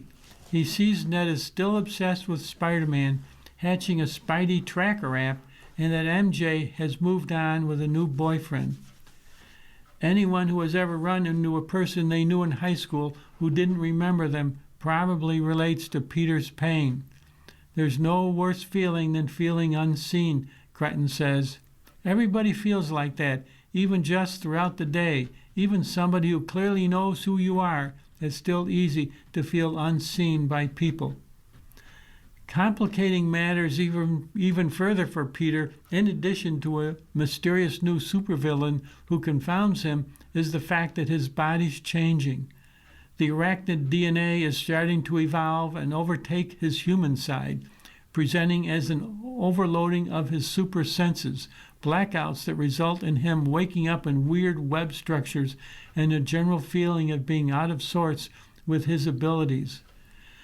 Cretton used elements of body horror to viscerally depict Peter's troubles and leaned on his own influences. Teen Wolf was like my jam when I was young, he says. There's no better way to tell the story of growing up than with physical changes that you can't control, that make you feel like a monster. In many ways, Peter is fighting change in this movie. He is trying to control his life, and part of his journey is learning to accept that change is inevitable. And finally, there is a strong emphasis overall on mental health in Brand New Day, which is reflective of a new theme in Marvel movies. Last year's Thunderbolts also tackled loneliness as well as trauma and depression. I love watching these big spectacular movies when there's something about it that really relates to me and my personal experience, Cretton says. I don't know if that's going to become a fad, but I do hope that continues. You're listening to a reading of today's USA Today on the Niagara Frontier Radio Reading Service. The time is 41 minutes after the hour. We turn now to a music review. Mellencamp's Rebel Spirit fuels Hits Parade. The author is Melissa Ruggieri. Dateline, Bristol, Virginia. From the moment he strolled on the stage, cigarette dangling from one hand, guitar slung over his shoulder, John Mellencamp oozed authenticity.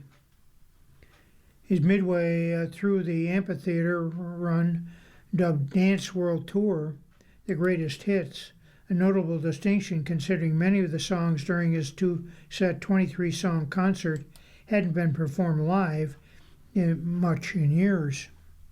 But tucked amid timeless muscular gems including I Need a Lover, Cherry Bomb, and Rain on the Scarecrow, are a handful of album tracks that might not have lighted the charts, but were plucked from the catalog as rare treats for fans.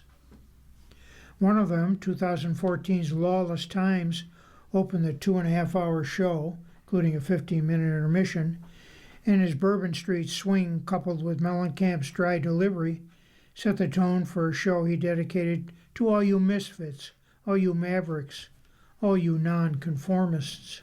It was a fitting greeting because Mellencamp, age 74, has always been candid from the bratty John Cougar days in the late 70s and early 80s to the cranky elder statesman who never met an opinion he didn't want to share. At the July 29th stop at Jiffy Lube Live in Northern Virginia, Mellencamp and his tremendous 8-piece band, including multifaceted standout Crystal Taliaferro, who returned home to the guy who discovered her after decades playing with Billy Joel, romped and rolled through familiar terrain that never hurt so good. Here are some highlights. So many of Mellencamp's songs shuddered with sagacity, from rootsy strummers such as Small Town and Key West Intermezzo, I Saw You First, recast as acoustic ballad on This Night, or Barnburners, ROCK in the USA, and Paper and Fire.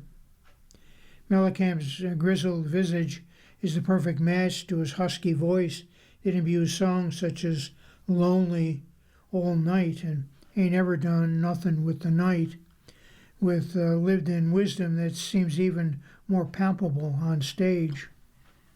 In his white t-shirt and black pants, changing to a black t-shirt for the second act, hair brushed back on the sides except for a stubborn forelock, Mellencamp frequently looked into the crowd to soak in the appreciation being thrust toward him.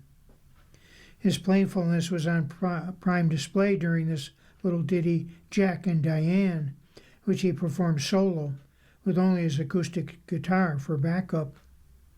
Teasing the eager-to-sing-along crowd for jumping into the song's chorus too early, Mellencamp exposed his impish charm as he conducted the chorus of voices.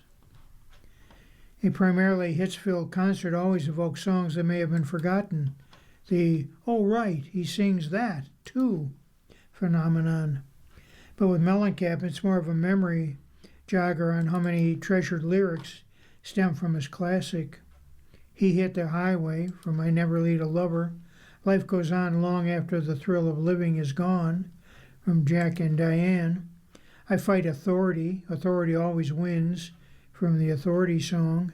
And Ain't That America for You and Me, from Pink Houses. The last of that group is 1983 commentary on race and class disparity, often misinterpreted as a patriotic pablum. Has included commentary from Mellencamp during the lyric about vacationing down at the Gulf of Mexico. Mellencamp's remarks at the other recent shows about Trump's administration renaming the body of water the Gulf of America included some form that was stupid. The White House responded calling him an out-of-touch, woke Hollywood celebrity. At the Virginia show, Mellencamp was more muted, stopping the song to ask, "Didn't we change the name of that?" Boos from the crowd filled the air as he continued, "The Gulf of America. I think the Gulf of Mexico is better." The boos changed to cheers. Along with his status as a blue-collar rocker, Mellencamp also is a respected artist. Though the visuals for the show, a vintage movie theater, a burning field, lent polished edge, it was a delight to see many of Mellencamp's self-portraits scroll behind the stage during their sardonic pop singer. Interspersed with Mellencamp's idiosyncratic views of himself were old press shots of the singer, many without a shirt or showcasing pouts and flexed biceps that fit the song's wry message.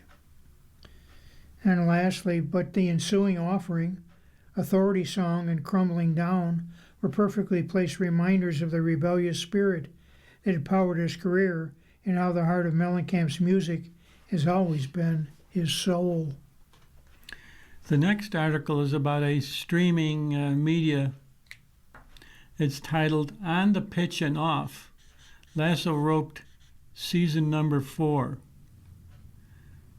In the throes of a global pandemic, Apple TV's Ted Lasso premiered, buoying viewers by leaning into virtues not often center stage in productions, such as sentiments as hope, forgiveness, honesty, and the bold choice to believe that one's circumstances can change. But after 3 seasons and 34 episodes, the soccer dreamedy left the field. This article is written by Eric Jensen. In the season 3 finale on May 31st, 2023, Coach Lasso packed his visor and whistle and headed back to Kansas City to be with his son Henry after transforming the AFC Richmond team, owned by Rebecca Welton, Lasso's companion for biscuits, with a boss, sold a portion of the team to the public and heard a pitch from her best friend, PR extraordinaire Keely Jones, about a woman's team. "I certainly thought it could be done," Brendan Hunt, series co-creator who also plays offbeat Coach Beard in the series, tells the USA Today, "because by the time we finished season 3, we were very tired. And if I was tired, then I knew Jason had to be even more so, because the show takes even more of a toll on him than it does the rest of us." Sudeikis, Hunt, and Brett Goldstein, who plays Coach Roy Kent, are what sports fans call utility players, doing triple duty as writers, producers, and stars. Jason also got a lot of emotional places he got to go to on camera for this as well, says Hunt 54. So just the trappings of the structure of what it is and what our jobs are inherently just takes a lot out of you. But if Lasso has taught us anything, it's the power of hope. In February 2024, writers assembled at the Ojai Valley Inn, a resort 82 miles northwest of Los Angeles that once counted Clark Gable and Judy Garland among its guests. I was glad that we were doing that first because we also shouldn't just blindly jump into another season, Hunt says. We should make sure it's a good idea. They met to see how easy brainstorming ideas for season 4 would be. Jason was pretty sure at that point he wanted to do a women's team, but even then it was like, should it be the Richmond women's team? Should it be a team in America? Hunt says, we talked all those things through, and eventually we were like, no, the show's in Richmond. And we put the Richmond women's team there in that final montage. Let's follow that. We talked about a lot of big picture things and came away with the feeling, yeah, all right, there's enough here. The soil remains fertile, so let's have a go. Season 4, set to premiere on August 5th, picks up 3 years after leaving Richmond. Ted is now working as an assistant manager at a local grocery store in Kansas City. Though he might not be entirely devoted to his new career, it allows him to be a present dad for his son Henry. A visit from Rebecca Keeley and Leslie Higgins challenges that line of thinking. When this offer comes in, all of a sudden, of coaching the women's team, it starts to shine some light on the fact that if he is not being the best Ted he can be, then he is inherently not being the best dad he can be, Hunt says. Does part of being a good dad mean showing your child you're being the best version of yourself and you leaning into your mission, not just trying to make time for other people in your life, no matter how beloved or legitimate those people may be? So, Ted goes abroad to coach AFC's Richmond women's team, reuniting viewers with Kent, Coach Beard, pub owner May Green, and more. In June, Waddingham issued a metaphorical penalty card to outlets reporting on a feud with Sudeikis after speaking to Variety about his propensity for rewrites. On Instagram, Waddingham called the notion as ridiculous, according to Entertainment Tonight. Is it a quiet news day or something? Get a life. Sudeikis will be on that laptop trying to make the show better until the last possible second, Hunt says. And I think that has been one of the things that made the show the best show it can be. And that speaks to his Saturday Night Live background as much as anything, and sketch background. Hunt says Sudeikis, who joined Saturday Night Live as a writer in 2003 and became a cast member before leaving in 2013, believes, okay, we'll have a shot. We haven't shot at it yet, so we can still make it better. And we've been very fortunate to have a cast who are very agile at rolling with what we throw them at the last minute. Hunt and Sudeikis appeared in character during the FIFA World Cup final on July 19th to introduce Justin Bieber for the halftime show.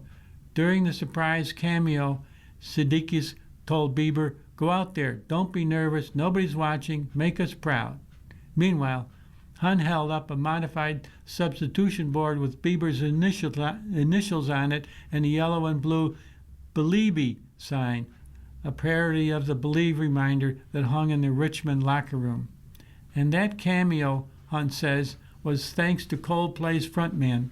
Chris Martin apparently called Jason back in February and said, "Hey, we're doing this halftime show for the World Cup final, and we think Ted Lasso should be in it," Hunt says.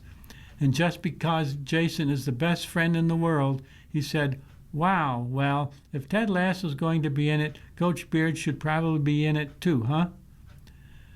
And finally, then suddenly, I was roped in, then had to sit on it as a secret for 5 months, Hunt adds with a laugh. At the rehearsal, Hunt calls it absolutely surreal to meet Bieber and fellow performers Shakira and Gustavo Dudamel of the Los Angeles Philharmonic.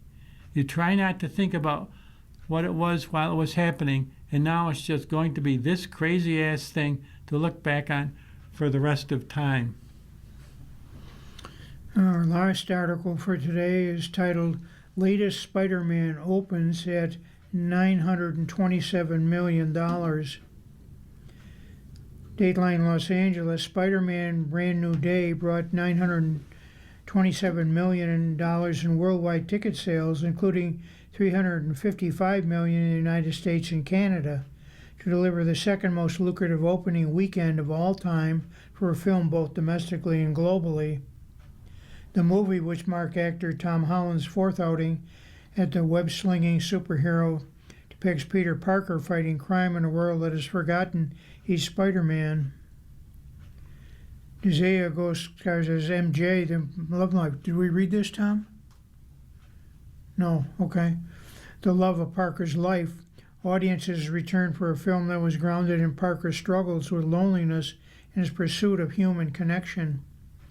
Spider-Man Brand New Day is fundamentally a movie about friendship, about the balm of connection of all of our lives, and that it resonates to audiences of all ages and all around the world, said Tom Rothman.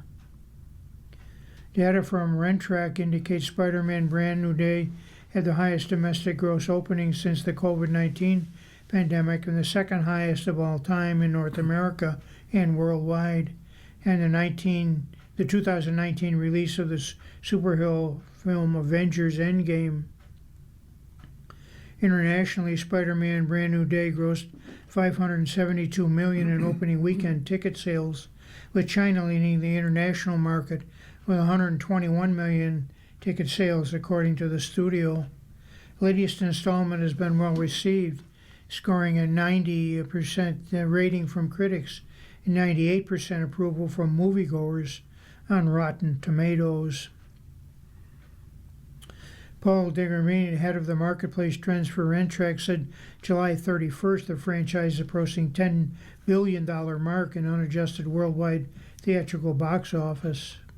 Performance of Spider-Man Brand New Day fuels an already robust summer box office, which has been buoyed by such major releases as Toy Story 5 and The Odyssey. You've been listening to a reading of USA Today for the third day of August. We read USA Today weekdays at noon. For more information, please call 716-821-5555. Your readers today have been Tom Scanlon and David Hayes. If you're listening to this publication online, you're probably using our website, a podcast player like Spotify or iTunes, a streaming service like Siro, or a smart speaker. Did you know that we now have a dedicated app that can be downloaded to any mobile device, like a smartphone or tablet, for free? App users can conveniently access our live stream and any episode of our podcast easier than ever. To download the app, just type NFRRS in the search window in the Apple App Store or in the Google Play Store. Contact us anytime if you have any questions by calling 716-821-5555, extension 5. Thank you.